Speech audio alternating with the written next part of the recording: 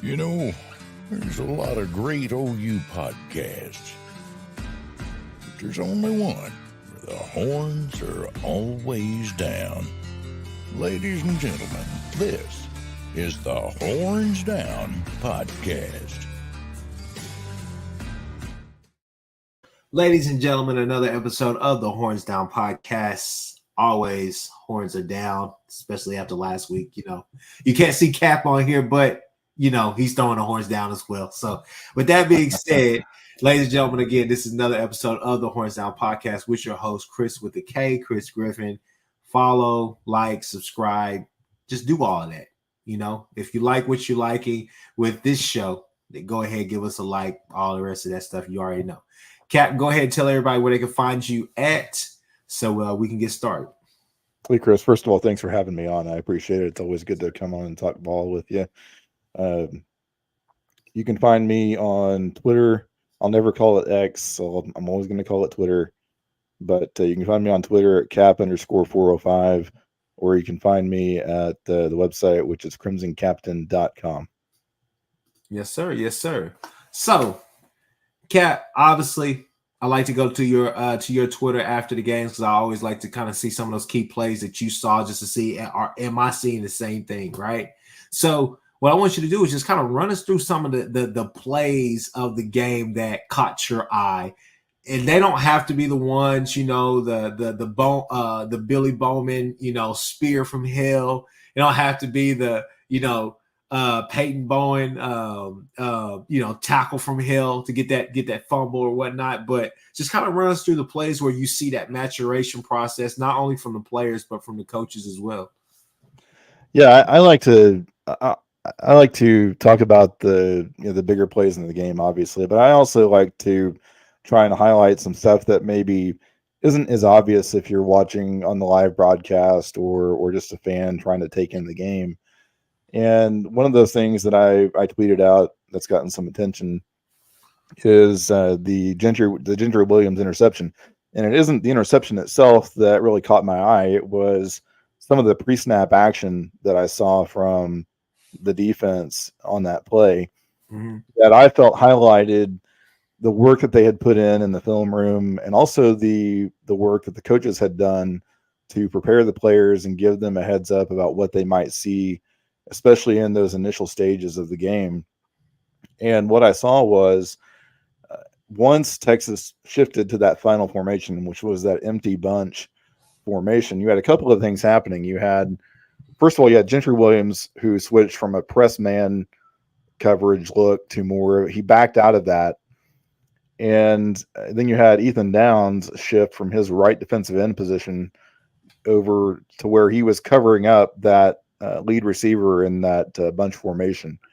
And when the ball was snapped, first thing that Downs did was he went and blew up that lead receiver, which I think was Sanders, if I'm not mistaken. Yeah.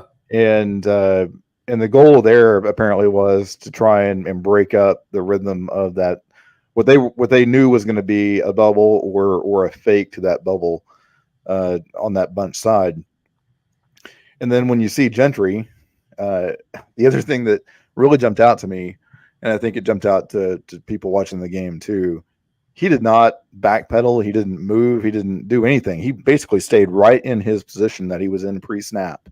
And he waited for that route to come to him because he knew, based on that formation and the work that they had done in the film room leading up to the game, he knew what that route was going to be and where it was going to go. And what that really showed me was, you hear coaches talk all the time about alignment and snap movement and things like that. You've heard that from the coaches, even going back to Mike Stoops and Brent Venables whenever he was here the first time. They talk about alignment and how important that is, and how if you're one step off, it can make all the difference between being able to fit a gap correctly or make a zone drop correctly or not. And you really saw that highlighted in that play because Gentry was exactly where he needed to be. He didn't have to try and cut somebody off. He didn't have to, to move a muscle really.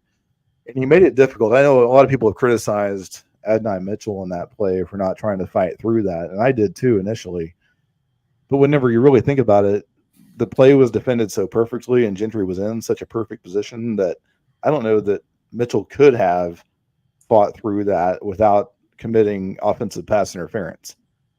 So it really just highlights the work that the defense had done going into the game to work on those film reviews and prepare themselves properly.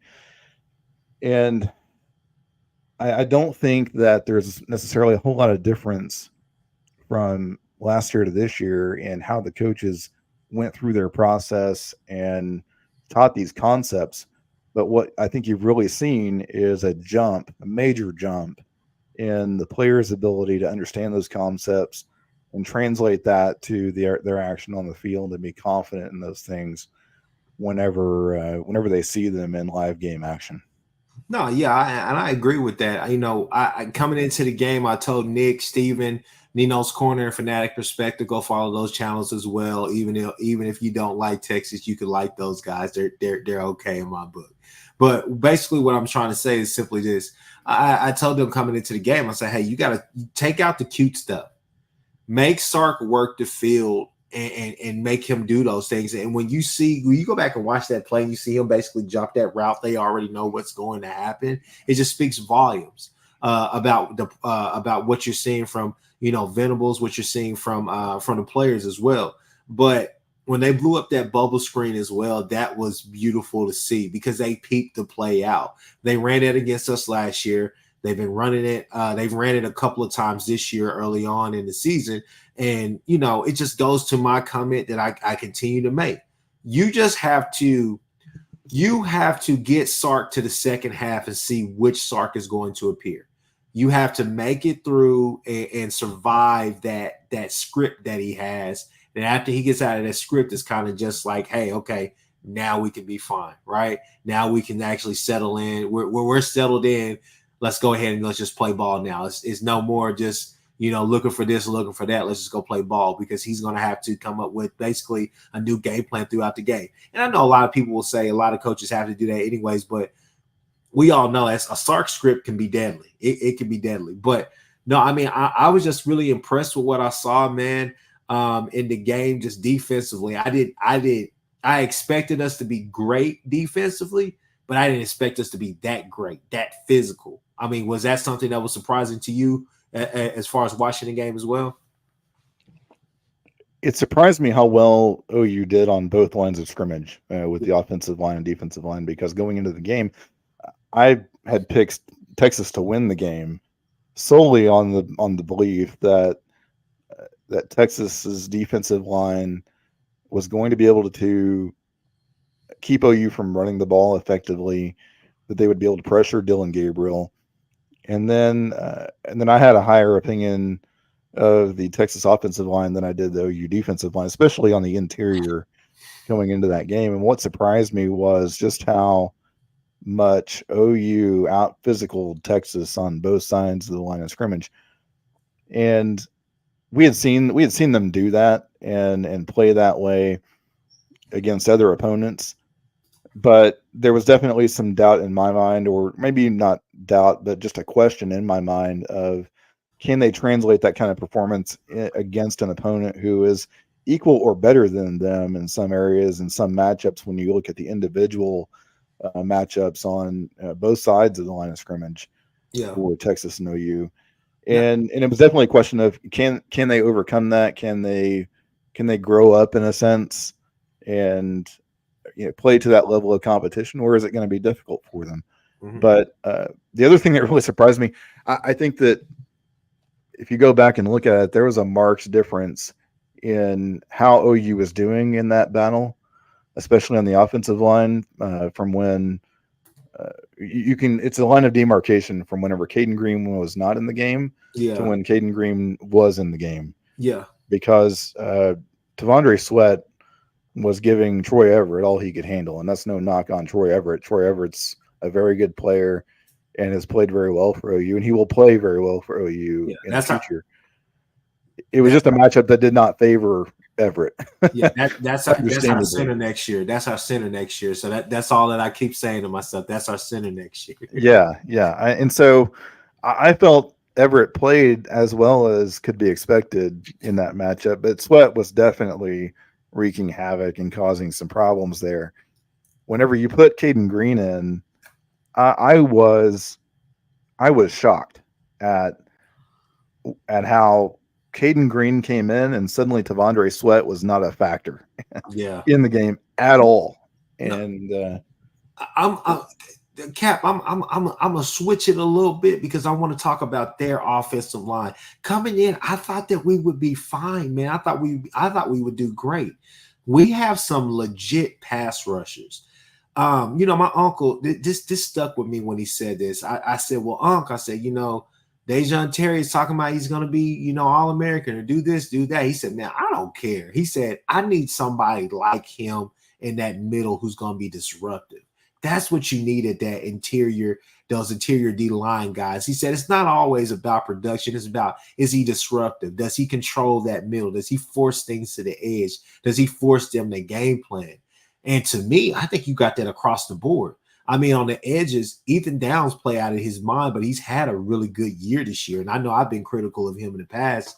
But then again, you got PJ, you got Bothroyd, you got Trace Ford, you got R. Mason. Thomas made some appearances out there.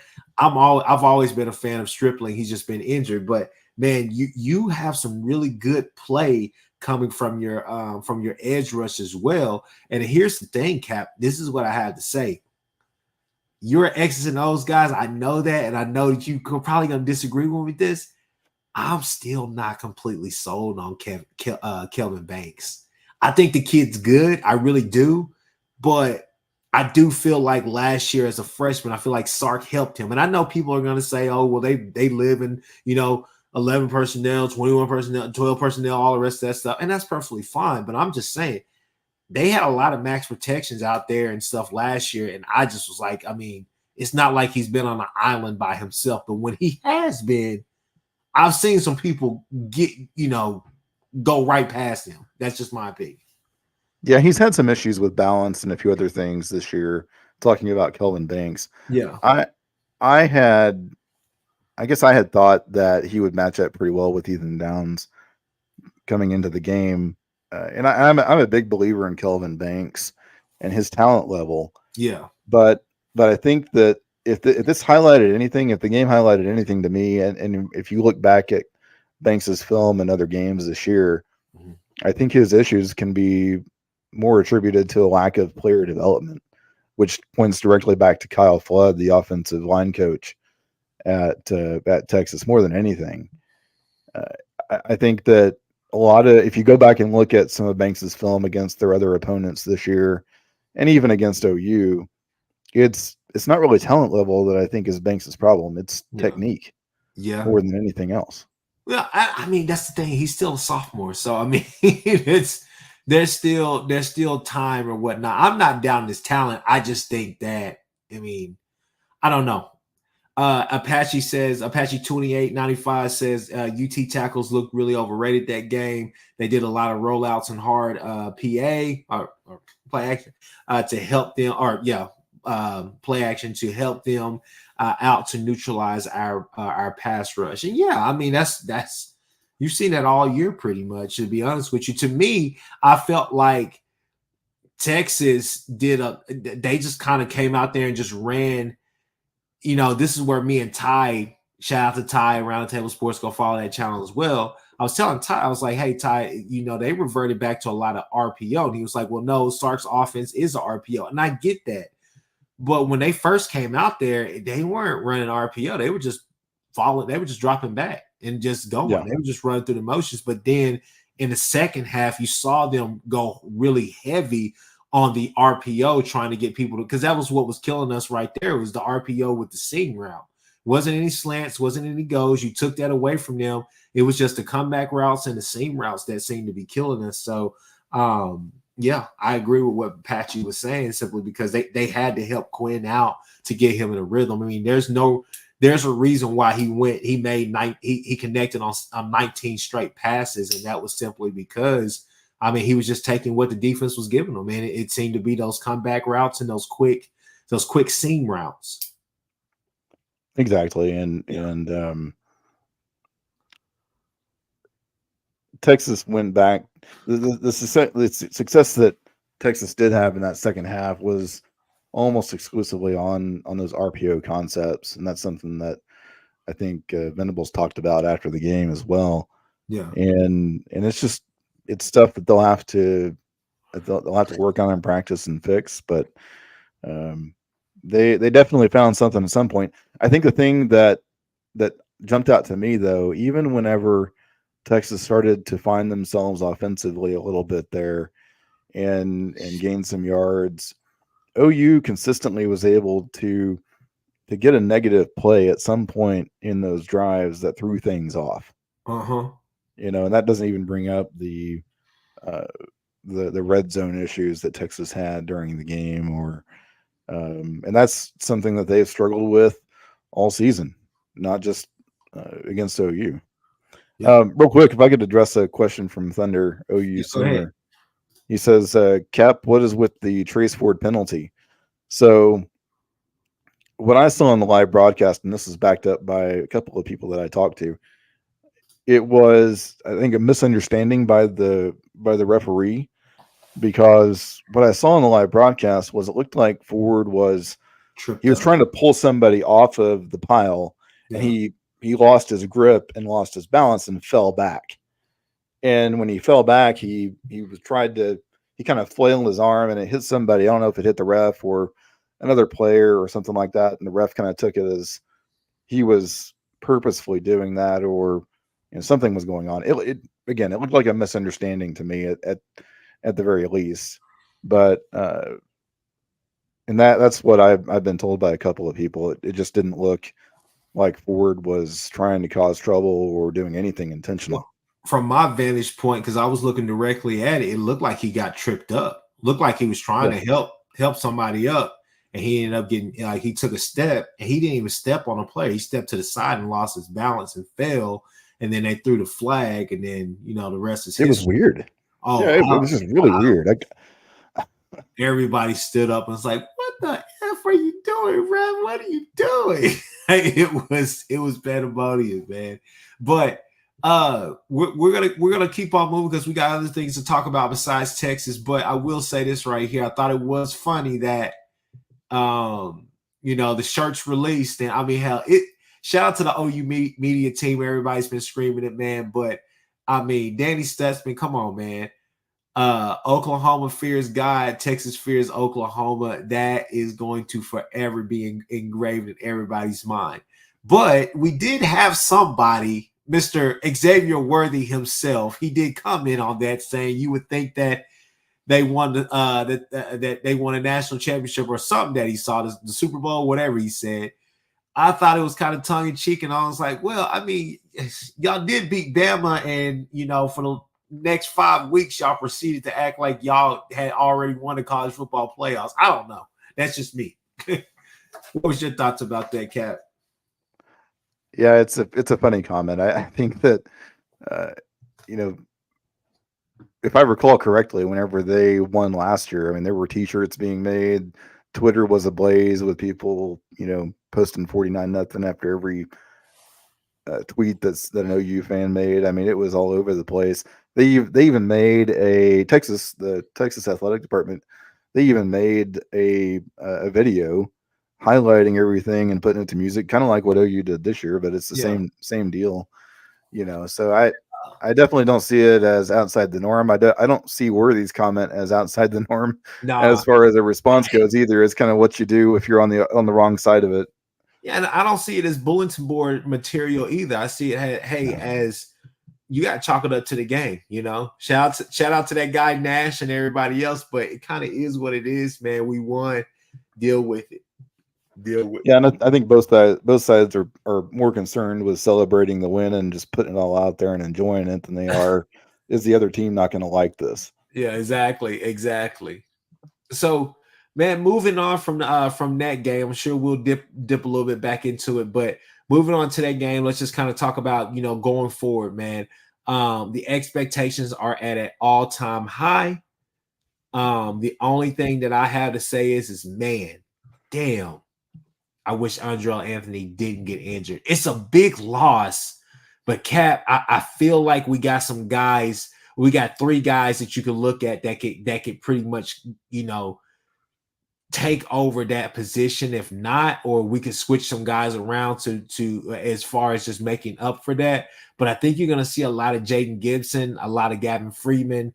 Gavin Freeman's not even not even one of the 3 guys I'm naming, but I would say Jaden Gibson, Petaway, and then obviously Brandon Thompson if and when healthy.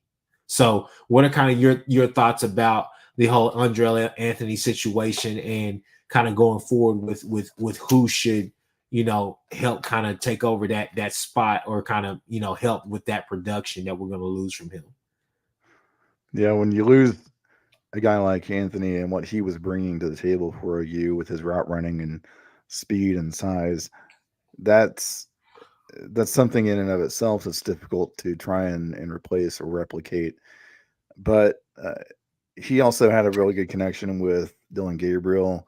Gabriel trusted him in a lot of critical situations, and third downs were one of those where Anthony was one of the go-to guys along with Drake Stoops. But whenever I look at how they're going to work this and how they're going to try and replace Anthony, yes, they have Nick Anderson, they have Jaden Gibson and Brennan Thompson, guys that have proven that they can make plays and have had some success already this year.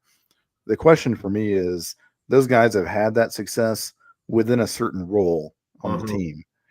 And so the question for me is, can those guys step up into a different role, a more prominent role, and have that same kind of success?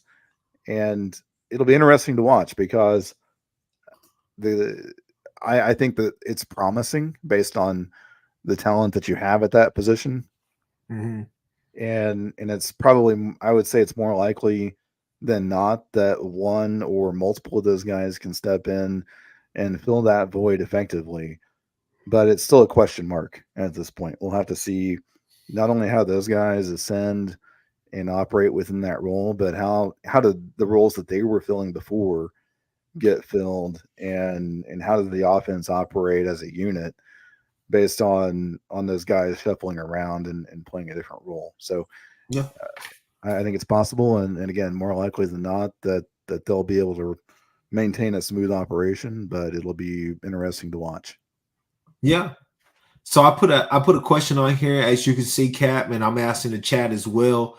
Do we trust Jaden Gibson? I mean, I think if now was ever a time for him to really make his mark on this team, or especially on this season, I think it would be now.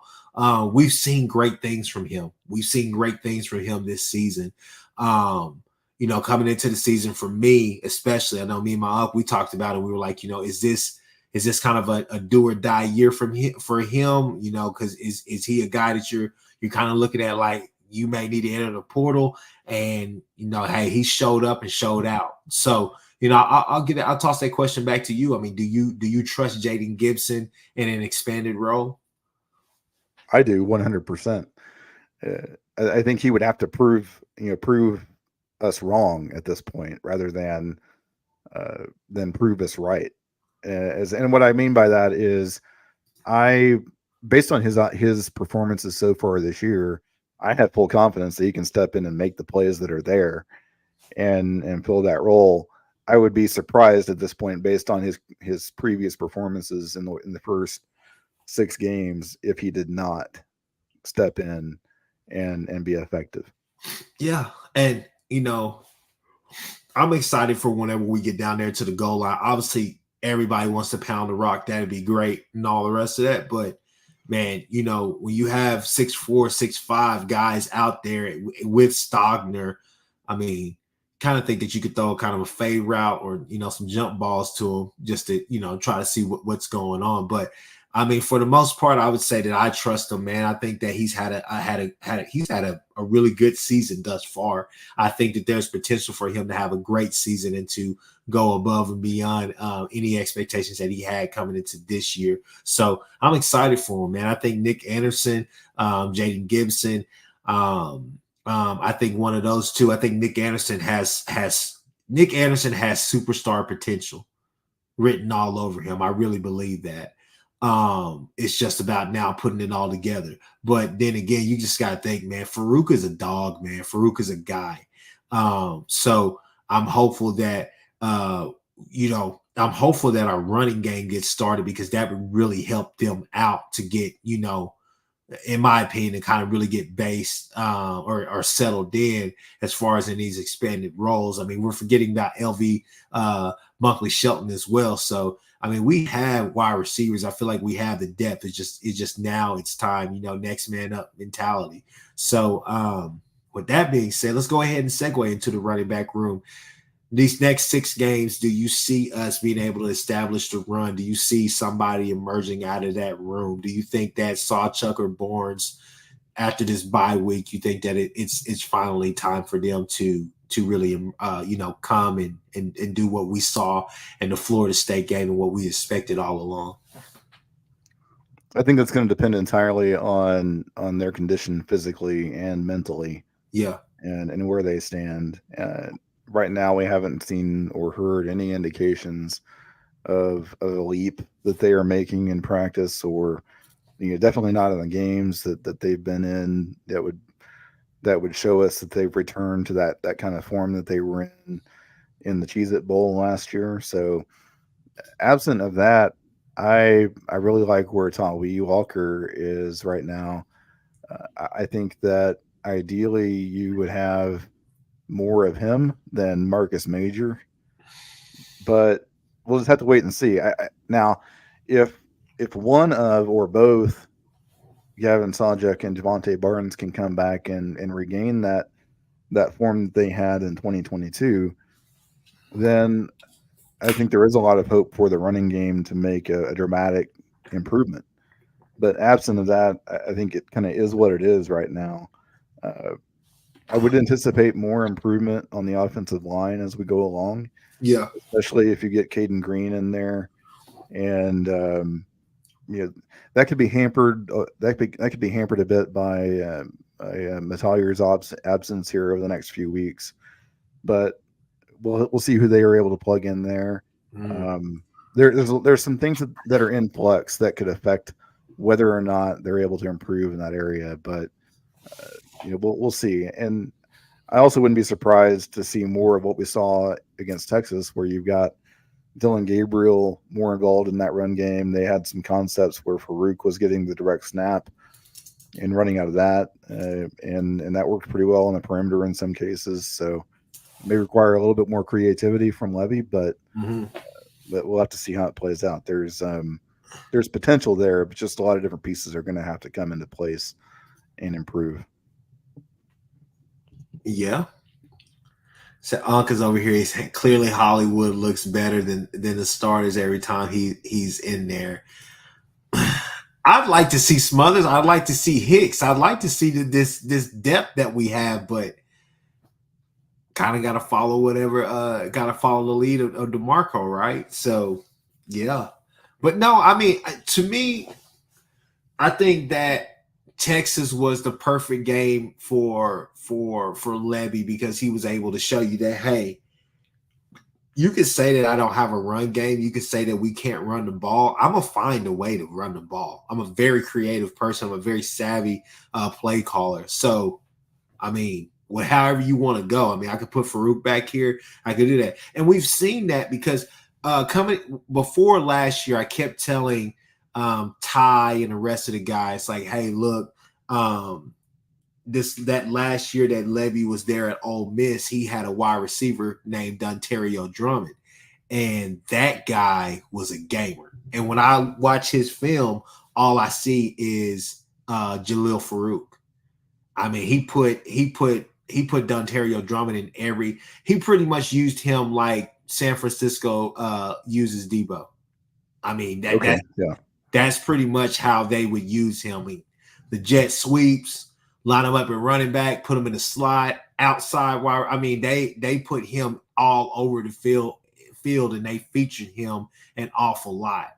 So coming into his time at OU and him being a play caller, I had all the confidence in the world that he would be able to get the best out of Jalil Farouk. But not only that, but be able to be a very, very unique play caller in what he does, which he has been. Sometimes he can be a little bit too cute, a little bit too dressed up, but for the most part, I think Levy's earned his right to be the OC here at OU, and definitely after last week, man. I mean, to me that was the best version of Levy I've seen. There was always an answer. There was always an answer. Even on some of the drives that stalled for us, there was still an answer. It just was poor execution on our part. But I mean, what are your thoughts? I don't think you can overstate the importance of Dylan Gabriel and Jeff Levy being more familiar with each other and comfortable with each other, about Dylan knowing what Levy's going to call and what kind of concepts he likes to run in certain situations and how the game plan is going to work out, and Levy being more familiar with what Dylan does well and what he's comfortable with. I mean, there's a noticeably better working relationship in game between those two guys right now, and it's playing out on the field. And then you combine that with the obvious improvements that Dylan has made with some of his footwork and his overall strength that has improved his ability to put some more zip on these passes where he's throwing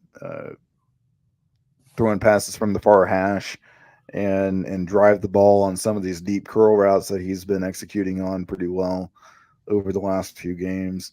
So yeah, I think that Levy has gotten better in understanding his personnel, and he's been in his bag the last couple games, especially in what he's putting out there. His game plans have been on point. I think the only one that I would have had a problem with was or had some questions about was his game plan against SMU. Yeah, but that feels like ancient history right now, quite honestly. It does. Against Texas in the biggest game of the year, he was on point with both the game plan and his play calling. And the play caller looks a lot better whenever the quarterback and the offense as a unit can execute effectively, and they did that. So yeah, kudos all around to those guys. They put in a lot of time working together, and just like the defense, they've done similar work in the film room and putting in that extra time that it takes. Mm-hmm. And it's definitely showing up. All right, so let's switch gears. I got a question for everybody. Cap, I got this question for you. Got it for the chat. I'm about to put it in here now. Will OU go undefeated? And you can merge this question with another question, which is simply, who the hell on the who out of the remaining teams on our schedule who gives you concern? Who has you concerned just a little bit?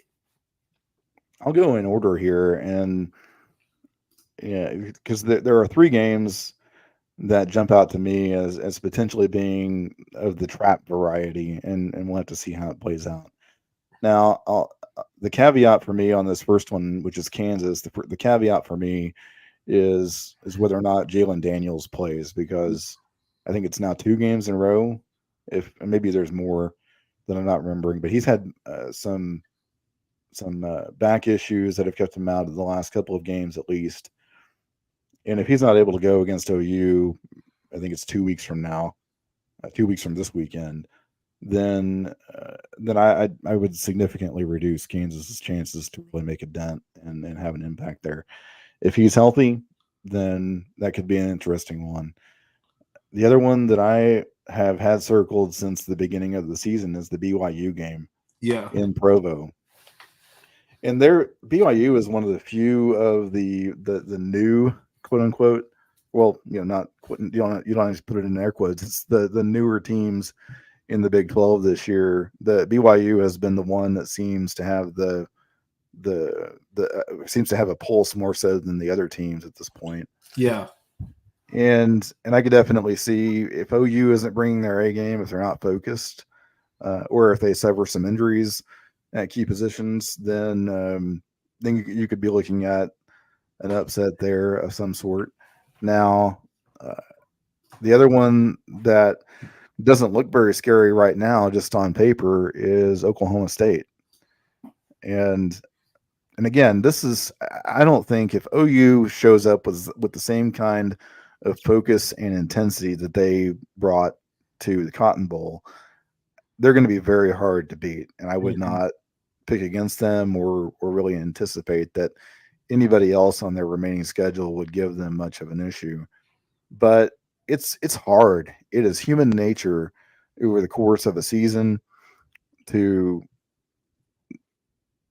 to let down at some point. And we've seen it over and over again. Even the most talented teams out there have a hard time going undefeated just for that very reason. The grind of the season is real, and it wears you down. And teams have a really hard time maintaining that same kind of emotional intensity and focus that it takes to go out there and beat a team that's bringing their best. Yeah. So we'll see. If I was going to pick them, if I was going to pick right now, I would say that they will not go undefeated between now and the Big 12 championship game. I think you have a chance. To me, I think your toughest matchup, and it depends on the time as well. I think that the OU Kansas game, in my opinion, I'm not sure if you've heard anything about it. I think that's probably going to be like a 11 or a 2:30 kick.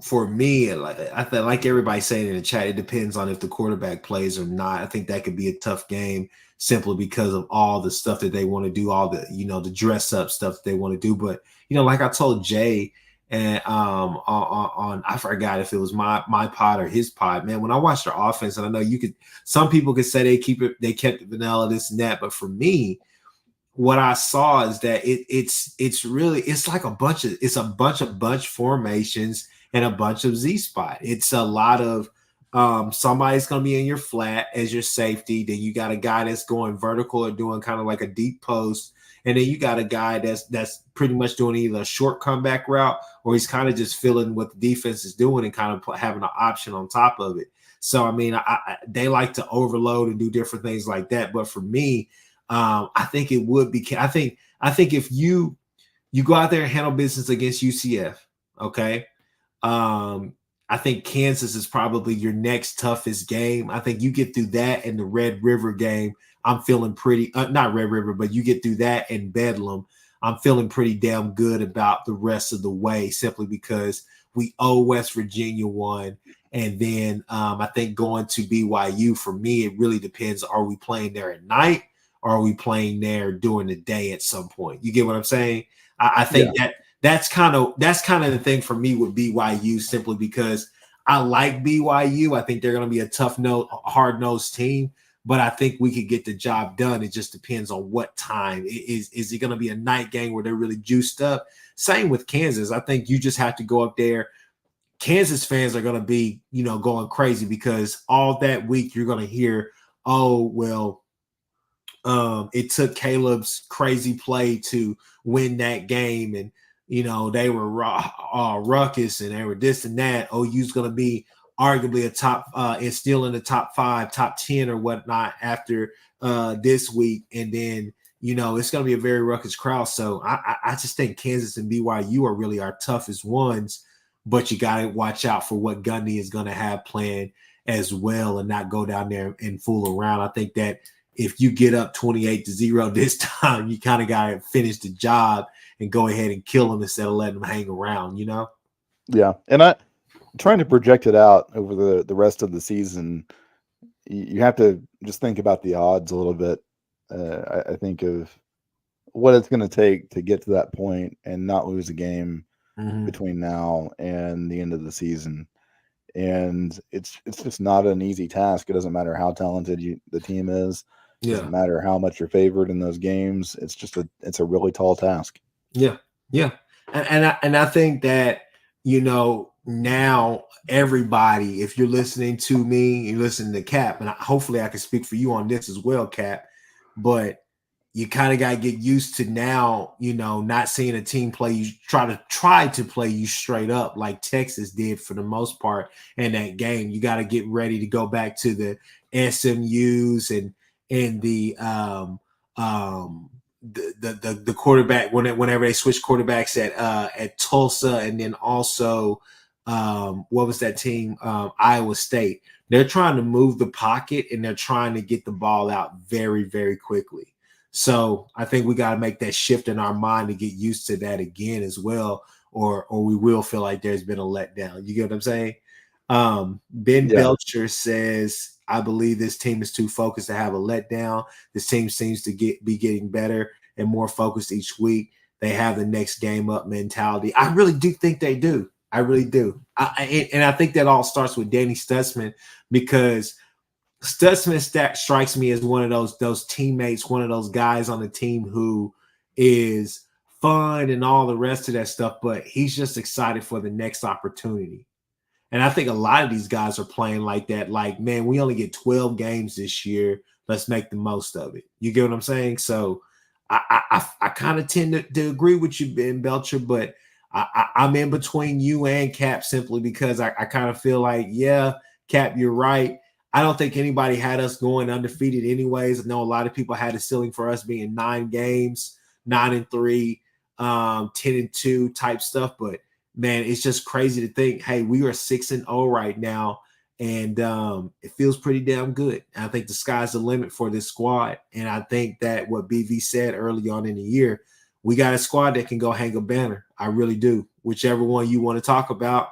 But for now, I think that all eyes are on Arlington right now.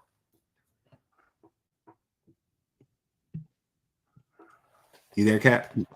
Yeah, I agree. I think that one of the things that if you're going to look at trying to go undefeated and project that out again, the one thing that makes it a reasonable take to say that they can or they should or that they will is what Venables has talked about, and Stutzman has talked about this as well.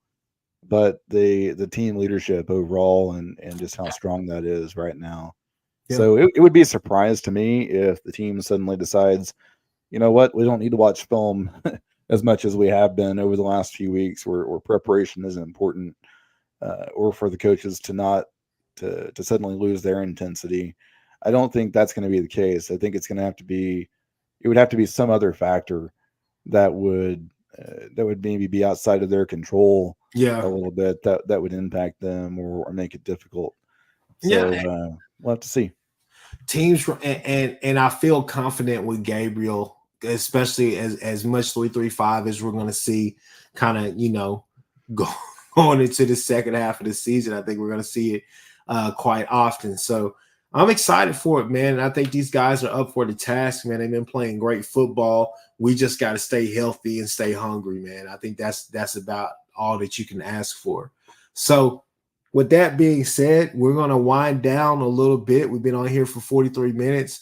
If you haven't already liked this video, go ahead and like. If you haven't already subscribed to the Horns Down podcast, go ahead, consider subscribing to us. We're about 11 subscribers away from 500. I know that's not like the world's greatest thing, but that means a lot to me, simply because, hey, we're getting over that hump. So we're on the road to 1,000 subscribers and all of that. So definitely go ahead and do that. And then Cap as well, go ahead, follow him on Twitter. Captain, what is it? Cap_405? Yes, sir. Exactly. CrimsonCaptain.com. Definitely do all of that. So with that being said, Cap, let's go ahead. Let's wind it down, man. Let's talk a little recruiting, man. The big buzz is the OU Texas game. Obviously, we got a big time recruit commitment today from the what was the I can't ever say his name, but the offensive lineman from overseas. Yeah. And I know a lot of people are excited about him, and I've heard people say, "Hey, man, look, that kid's probably a 4, maybe a borderline 5-star if he's actually over here in the States." Man, they think he's really good. His athletic profile and just his overall frame is elite. He's got that potential to be, I think, an all-conference, all-American type. Yeah. If he puts in the work and accepts the coaching that he's going to get from Bill Biedenbow, then he's got the potential to be a very, very good player and a high draft pick someday. That's to me is his ceiling.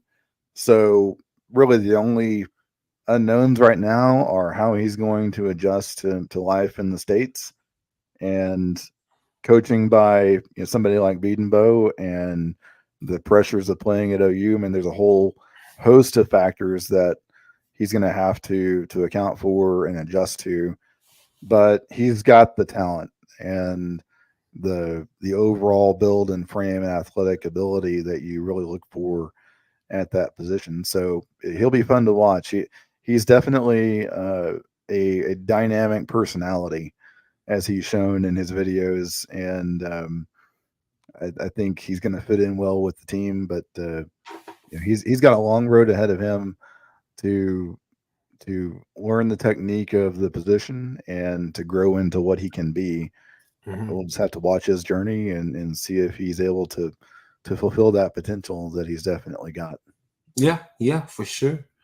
Anything, anybody else that we should be on the lookout for, or anything that you've heard as far as just there's some conversations? Don't even have to name any names, but just letting us know that is we talked about it earlier, Cap, when you came on here. I said, hey, I mean, I think that you go out there and handle your business, and 6-0 right now, you handled your business and you did the quote unquote impossible of beating Texas this year. So I mean, are we circling back? Is there some guys on the horizon, some guys that we've talked to, or even some guys that you could see, possibly some decommitments that you think we should keep our eyes on? Well, without naming any names, I can tell you that the vibes are immaculate inside the Sooners recruiting department right now. They have had a number of conversations with different players, and there's guys in 2024 class and the 2025 class that they hadn't really been in touch with very much, or that hadn't really had OU at the top of their list leading up to the Texas game, and suddenly that's flipped on its head to some degree. And so we'll have to see how it plays out. The shine's going to wear off of this to some level as we get further away from it. But there are a lot of players who have been sold a story by opposing coaches about what OU is going to be or can be, and what's true about the Brent Venables era. Everything from Venables isn't the guy and he won't be there long, to OU will never be as good on defense, especially as they were in the past. They're never going to be top echelon. And the performance that OU is putting out there, and punctuated by what they did against Texas, is dispelling all of those narratives that coaches have been trying to use to negatively recruit against OU. And it's validating everything that they have been hearing from Venables and the staff since they arrived. So those things combined give them a lot more persuasion and much more of a voice with a lot of different players. And so there's going to be a lot of names that pop up over the next few weeks and the next few months in both classes. Here's a couple right here for you. We got Kobe Black. We got West Coast. We got Bussy. I mean, they say if you were on camera, I would tell you blink twice if you think that we have a shot. Now the one that I will go ahead and say, don't get your hopes up, is Kobe Black. I think he's out of the picture about as much as you can be, and his reasons for liking other schools, namely Texas and a few others, is more driven by other things than whether OU is going to do well defensively or put together a good season. So I don't think that, no matter what OU does or says at this point, I don't think he's going to be swayed. Now, you can go down to just about anybody else on the list and say that OU's chances might not be all that great, or they wouldn't be necessarily the leader in any of those, but have they got their foot in the door, or do they have maybe the ear of somebody that they didn't before, or a better chance than they had before? Absolutely. And anytime you've got a chance, or somebody's still talking to you, then you can't completely close the door on that. And that applies to a wide variety of players in both the 2024 class and the 2025 class. Cap, So I'm gonna mess with you a little bit. So when you say wide, do you say like like a 6'7", 200, a 300-pound? I don't know defensive. I don't know. I know where you're going with that. I see what you did there. Yeah.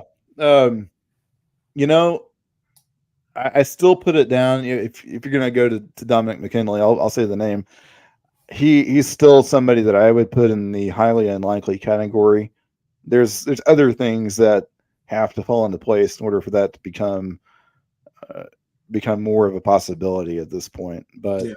you never know, and there's definitely continued efforts on the part of OU to try and make up ground there. But it's a long road and it's a difficult road at this point.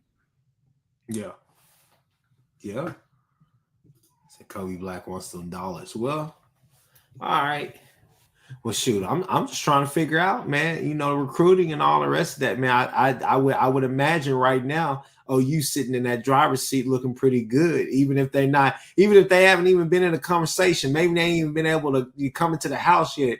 You still see that Lamborghini out there outside the house. You know what I'm saying? You just like, well, I mean, it looked nice. Maybe I should go and say what's up. I want to hang with everybody. Everything's going good, So I'm really curious to know, kind of, are we circling back? Are we picking up some? All right, let me put it like this right here. Have you heard of anybody that has not been on the radar of OU fans? That we should kind of be like, hey, wait a minute. I didn't realize we were even talking to this guy. Not in the 2024 class. Got you. Everybody that they're talking to or they've circled back with would be names that I think would be very familiar to any OU fan who's following recruiting and has been through the ups and downs over the last 2 or 3 months. There's nobody really new. That could change, and I could hear some names in the next couple of days as they continue to have conversations that might fall into that category. But right now, I think it'd be pretty safe to say that it's going to be familiar names. Fatty had 2 questions in here that I actually liked. He said, what's the top number that they take this class? I think they could approach 30 pretty easily at this point. Yeah, I would think, based on who's out there and how much the staff thinks of the various targets that they still have on the board, I think I could easily see them getting to 27 or 30, somewhere in that range. And I think Fatty and Stephen G. Fatty said, where is he? He said, you heard anything about transfers? But that's kind of just backwire news right there. But you have to get on. Damn near had to get on backpage.com for that. Yeah, I haven't heard anything about transfers, and I would hesitate to put any kind of names out there. Yeah. Before a player announces it themselves, that's kind of a difficult thing to try and speculate on. Yeah, especially a tough position to put people in. That's a slippery slope right there for sure. So yeah. And then I think Stephen G. We'll close out with this question here. Let's see. Is there any news Cap can give us on Bricks? I don't have anything new that I can say in this forum. I will say it feels like he changes his mind every hour. I know that's probably not the case. It's probably not as dramatic as that, but if he wasn't torn, if he knew what he wanted to do, he would have already done it. That's the stance of just about every person that I talk to who would have any sort of knowledge on that front. So I know that as of today, there'd been among some OU sources, there had been some decreasing confidence.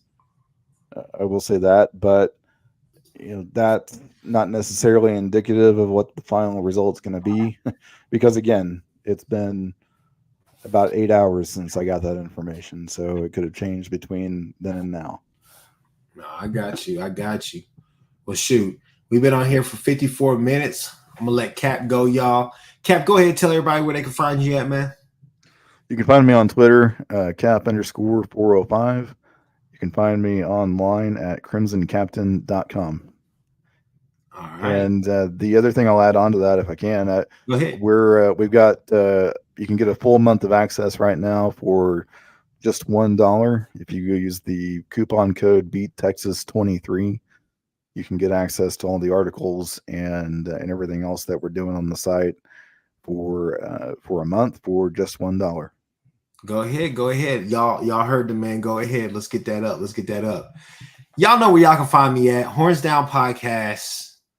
You can find me on Twitter at Chris with a K. You can also follow me on at the Horns Down Pod.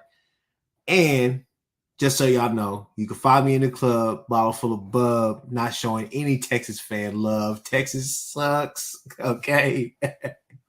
And Kill, I saw your comment about Steven. He was pouting a lot because you know how he's done us these past couple of years with all that smack talk he's talked. But Steven's my friend, okay?